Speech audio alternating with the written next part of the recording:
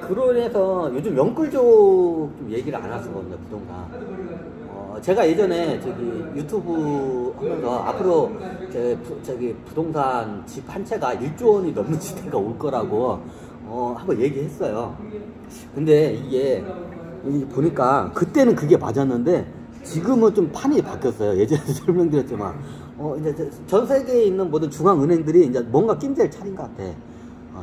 제가 유튜브에다가 영상 강의를 이렇게 올리니까 이제 사람들이 이제 자각을 한 것 같아. 그래 그 위험성을 알고 지금 대처를 하고 있어요.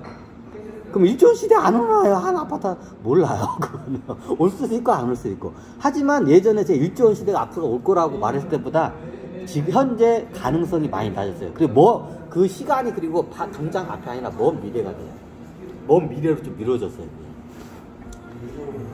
왜 이 말을 하냐면 제가 이 강의를 하면서 느낀 게 뭐냐면 이 강의가 좀 퍼지면서 이게 세상에 영향력을 내 강의가 미치는구나 제가 요즘 들어서 좀 느끼고 있어요.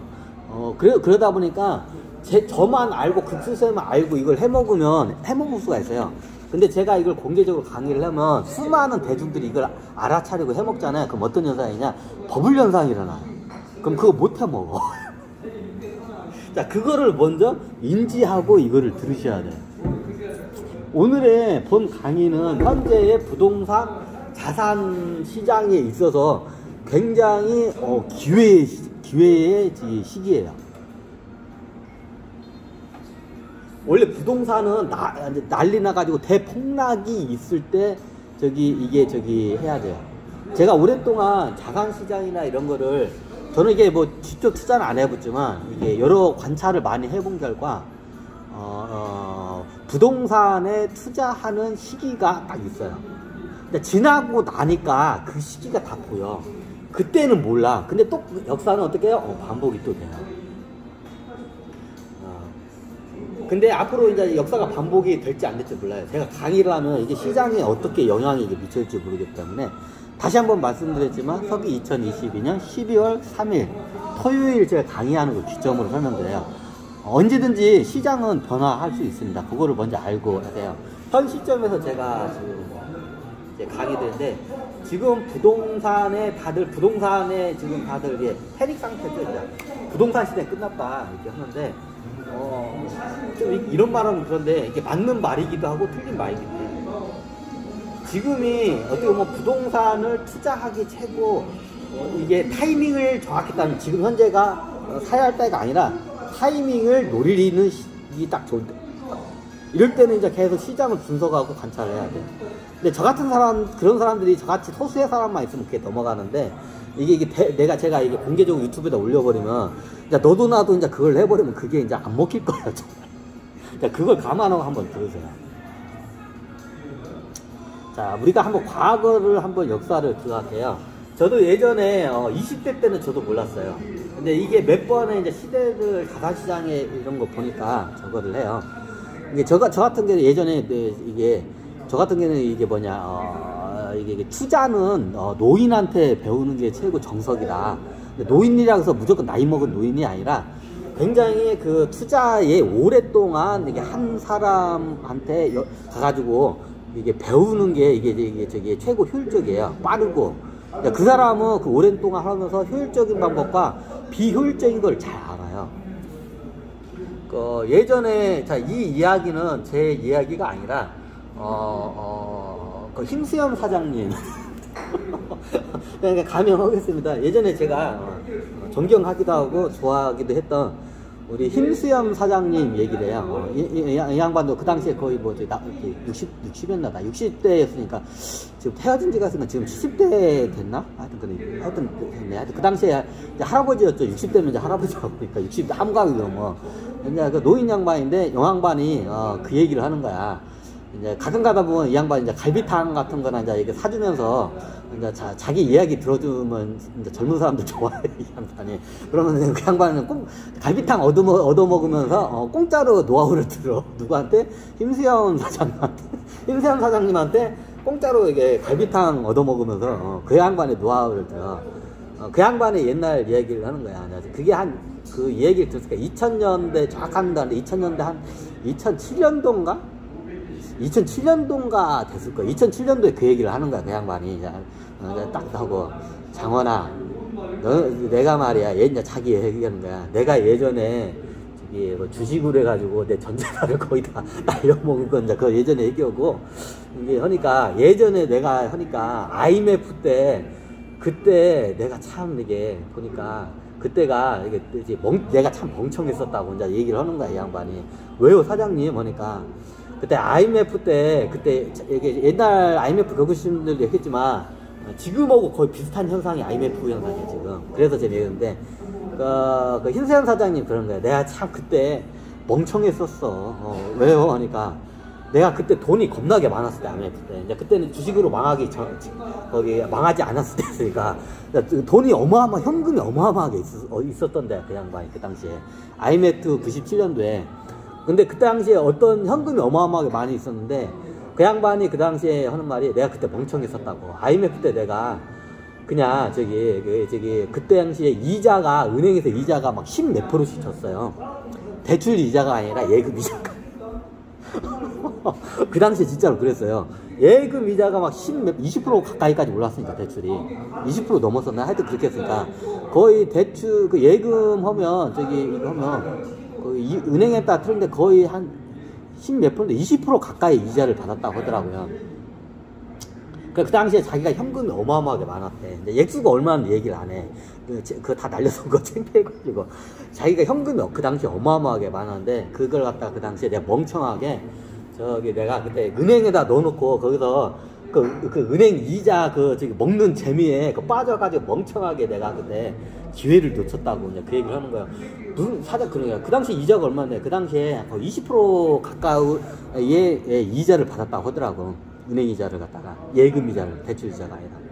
그러니까 예를 들어서 100억 원을 맡겼으면 이자가 1년에 한 10 몇 억이 나온 거야. 그 양반 한 몇백억 된 자산가 했던 것 같아. 그 당시에 몇백억 된 자산가가 됐던 것 같아. 정확한 그 자산 얘기 안 돼. 다 날렸기도 창피해서 얘기는 안 돼. 제 측측으로는 최하 1000억까지는 안 돼도 1000억에 가까운 몇백억 대 자산가였어요. 그 90년도 중반 쪽까지만 해도. 근데 97년도에 이 양반이 그걸 갖다가 돈이 현금이 엄청 많은데 그걸 갖다가 이자를 은행에서 세게 주니까 은행을 다 거기다 넣은 거야. 근데 그 이자가 20%에 가까운 이자가 영원토록 줄 알았는데 그때 한 1년, 2년 동안만 반짝 그 이자를 주고 그다음부터는 이제 이자가 확 쭉 내려가요. 그죠? 왜? 그때는 회사들이 도산하기 직전인 회사들이 많기 때문에 달러돈, 사채돈을 해서라도 회사를 유지하기 위해서 이자가 높아도 그걸 감당하고 빌리던 시대예요. 그러니까 이렇게 잠시 그 회사가 도산하는, 집단으로 도산하는 그 시기에 이자가, 회사채가 갑자기 올라요. 지금이 그때죠. IMF 그때가 이자가 올라요. 왜냐면 회사들이 안 망하기 위해서 자금을 조달을 해야 돼. 그럼 비싼 이자를 받고라도 해. 근데 이 회사가 망하기가 안 돼. 은행이나 채권업자들이 빌려줄 리가 없죠. 망할 회사 뻔히 눈이 보이는데 이자를 아무리 많이 줘도 안 빌려줘요. 근데 그게 옛날 IMF 때 하여튼 그래서 지금도 좀 비슷한 현상이 일어나고 있는데 그 당시에 흰수염 사장님 이 양반이 거기서 이자율을 거의 20% 가까이 하는 한 100억만 은행에다 갖다 놓으면 1년에 이자가 한 20억 가까이가 따박따박 들어오는 거야. 이제 그 재미에 이제 빠져가지고 그냥. 근데 그게 영원토록 갈 줄 알았는데 그 고금리의 이자가 나중에 이자 확 떨어지죠. 다 이제 데이터를 보면 아시겠지만. 그리고 나중에 이제 지나고 보니까 이자를 조금밖에 안 주는 거야. 그래 그래가지고 나중에 이제 이자가 안 주니까 이제 주식 시장에 손을 딱 댔다가 이제 다 땅통 찬 거야 이제 이 양반이.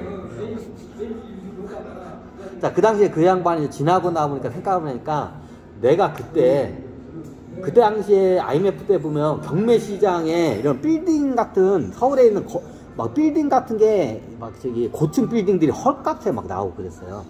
명동이나 종로, 여의도, 강남. 그 당시 IMF 때 보면 지금은 빌딩 한 채가 천문학적인 금액인데 그 당시에는 그게 헐값에 막 나올 때였어요. 보통 빌딩들은 회사들이나 이런 저기 법인들이 많이 갖고 있기 때문에 회사들이 도산하게 되면 제일 먼저 저기 회사를 살리기 위해서 파는 게 첫 번째 이게 자산이 자동차 같은 쉽게 팔 수 있는 동산 자산이고, 그 다음에 저기 하는 게 부동산이에요. 근데 너나 나나 없이 갑자기 동시에 내놓으니까 어떻게 해요?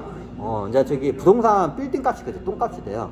그 당시 아는 사람도 있겠지만 서울에 있는 지금 이런 고층 빌딩 같은 것들이 그 당시에 겁나 아파트 값만 뿐만 아니라 고층 빌딩이 겁나 똥값으로 떨어졌을 때요. 근데 내가 그때 저기 힘수연 사장님이 그 얘기를 하네. 내가 그 당시에 아유 내가 멍청하게 저기 고금리 10몇 프로 이자 그거 먹는 재미에 빠져가지고 기회를 내가 못 봤었다고 그 시대에.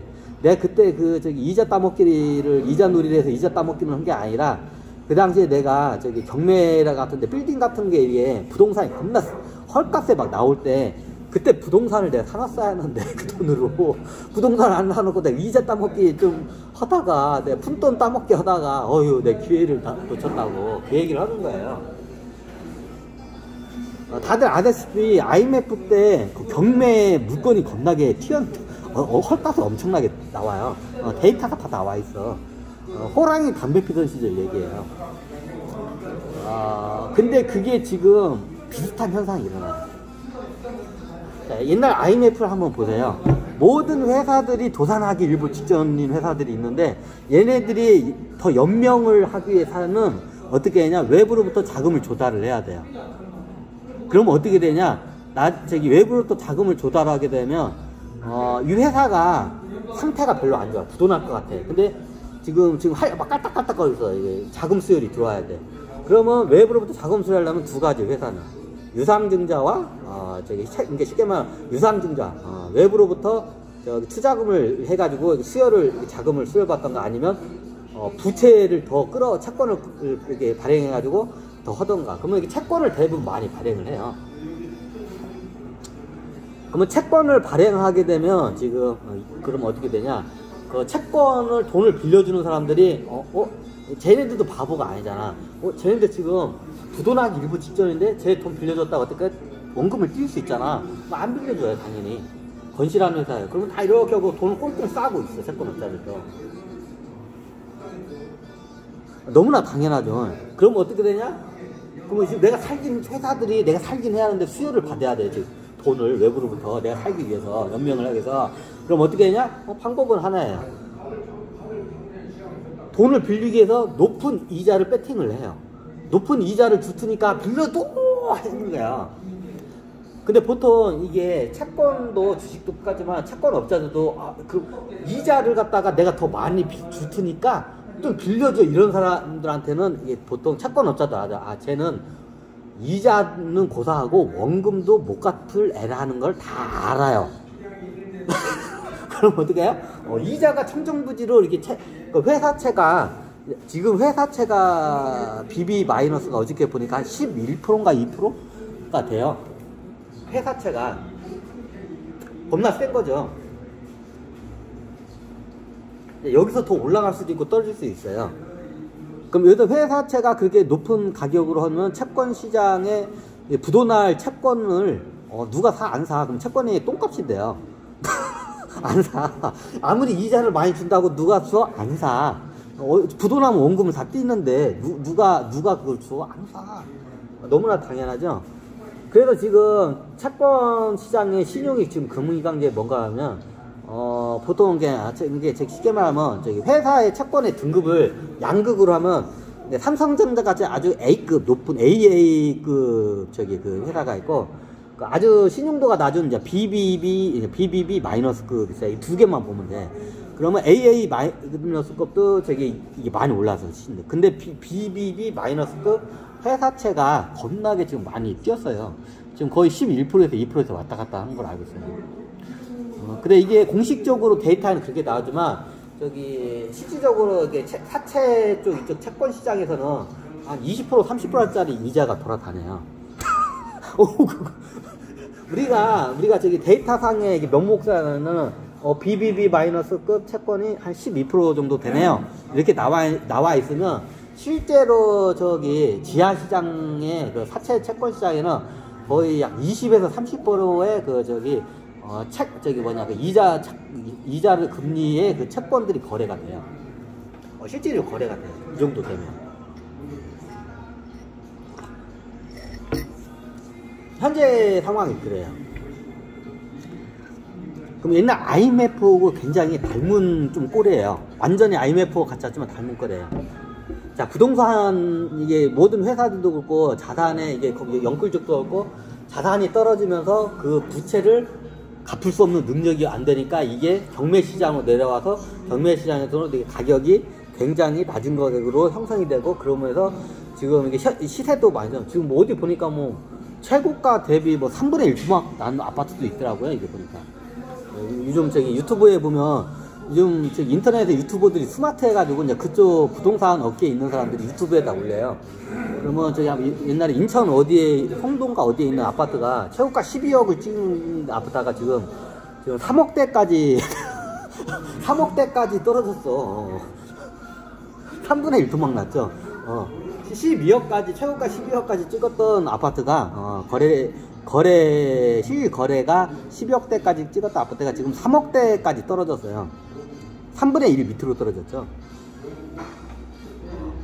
이런 아파트들이 속출하고 지금 계속 좀 떨어지고 있어요. 왜? 이게 뭐냐? 돈이 시장에서 빠져나가기 때문에. 이유는 간단해요. 어디서? 부동산 시장에서. 부동산 시장, 예전에 부동산 값이 막 오를 때는 이유는 간단해요. 돈에 부동산 시장에 돈이 이렇게 그냥 들어왔기 때문에 오른 거야. 아무 이유 없어. 돈이 들어왔기 때문에. 아무 이유 없어. 빠지는 이유가 아니라 빠지기 때문에. 예전에 네덜란드의 튤립 시장에 돈이 들어왔기 때문에 튤립 값이 튤립 한 송이 값이 막 집 한 채 값하고 맞먹는 가격에 뛰는 거야. 튤립 있나? 여기 있네, 튤립. 자, 저기 보시면, 저기 튤립이 아닌가? 여기 있죠? 여기 꽃 한 다발 있죠? 요 한 다발이 여기 마치 비유를 하자면, 저기에 있는 여기 한 다발이, 여기 한 다발, 요 꽃 한 다발이 이 카페 이 전체 이 한 개 값하고 맞먹는 거야. 자, 이해가 되시나요? 자, 이해가 되시나요? 그게 튤립 버블이야. 저기에는 저기에는 이게 제가 설명을 드릴게요. 이게 굉장히 중요한 저게요. 별것도 아닌 것 같은데 이게 예전에 튤립 버블 때는 그때는 사람들이 무식해가지고 그랬어요. 자, 나중에 한 200년 300년의 후손들이 여러분들한테 야, 예전에 우리 저기 조상들은 겁나게 무식했다. 여러분들은 무식한 소리 이제 들을 거예요. 누구한테? 여러분들 후손들한테. 자, 똑같은 거예요. 이게 튤립이라고 가정해요. 이 튤립, 이게 한 송이라 하게, 그냥 화단 하나, 이게 화단 하나가, 이게 화단 하나가, 이 화단 하나가, 얼마예요? 여기에 지금 보이시는, 이 카페, 여기 손님도 보이면 안 되니까. 요 카페가 꽤 커요. 이 카페의 가격하고 똑같았어. 맘먹었어. 아니, 그게 말이에요. 맞길래. 역사적으로 옛날 튤립 버블이 그랬어요. 참, 그 당시에 스위스 사람들 참 무식했죠. 어떻게 저렇게 무식할 수가 있냐. 여러분들도 나중에 이제 200년, 300년, 100년 후에 이제 후손들한테, 야, 우리 조상들 참 무식했다. 어떻게 저렇게 무식할 수가 있냐. 참, 나 그냥 무식한 게 그냥 욕심들만 겁나 많았다. 우리 조상들은, 우리 그냥 조상들은 한 200년, 300년, 100년 전에 우리 조상들은, 무식한데 욕심은 더럽게 많아. 공부는 안 하고 무식해. 이제 그런 소리 들을 거야, 이제.